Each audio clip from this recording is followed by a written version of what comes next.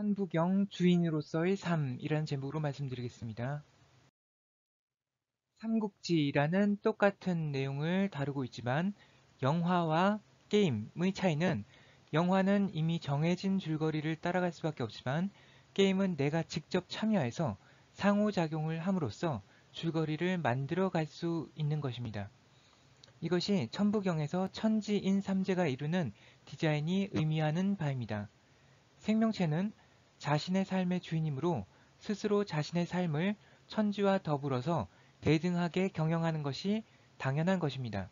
하지만 실제로 그러기는 쉽지 않을 수도 있습니다. 만약 자신이 이러한 역사의 어떤 장면 속에 있다면 자신의 삶을 스스로 능동적으로 선택해 나갈 수 있겠습니까? 만약 이런 역사적인 인물도 아니고 일개 병졸, 이렇게 이런 사람들, 병졸 같은 역할을 맡고 있는 상황이라면 더 힘들 것입니다.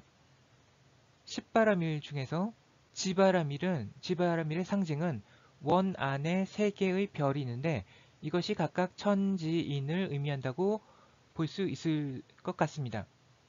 인간의 지혜나 역량이 어느 정도 완성된 상태가 되어야 천지와 더불어 대등하게 설 수 있을 것으로 생각되지만 실제로는 그런 성취를 이루기는 쉽지 않을 것입니다. 천지인이 대등하게 선 세상은 후천개벽의 세상을 의미합니다. 문명과 과학기술이 충분히 발달하지 않은 선천에서는 매우 어려운 일이었다고 봅니다. 따라서 천부경의 디자인이 보편적으로 펼쳐지는 시기는 이제서야 비로소 동특이 시작되는 것으로 볼 수 있겠습니다. 인간의 지식과 지혜는 인공지능, 5G, 사물인터넷, 유튜브 등으로 보완됨으로써 비약적으로 도약할 수 있을 것입니다. 또한 참나의 클라우드 서버와 통신할 수 있다면 무한에 가까운 지식과 지혜의 지원을 받을 수 있을 것입니다. 하지만 후천개벽의 바람직한 인간상은 깨달은 사람이라기보다는 니체가 얘기한 위버맨시에 가까운 사람이라고 볼 수 있습니다. will to power란 항상 주인이 되고자 하는 의지입니다. 사람이 삶의 주인이 되기 위해서는 무거운 삶의 짐을 견디고 버티는 낙타의 단계에서 기존의 질서와 권위를 부정하고 자신의 삶의 주체적 권리인 자유를 얻고자 싸우는 사자의 단계로 나아가야 하며 궁극적으로 사자의 부정마저 초월해서 삶 자체를 아무런 선입견 없이 긍정하는 아이의 단계로 나아가야 한다고 했습니다. 이것은 대칭성이 깨지지 않는 무극의 단계를 할 수 있을 것입니다.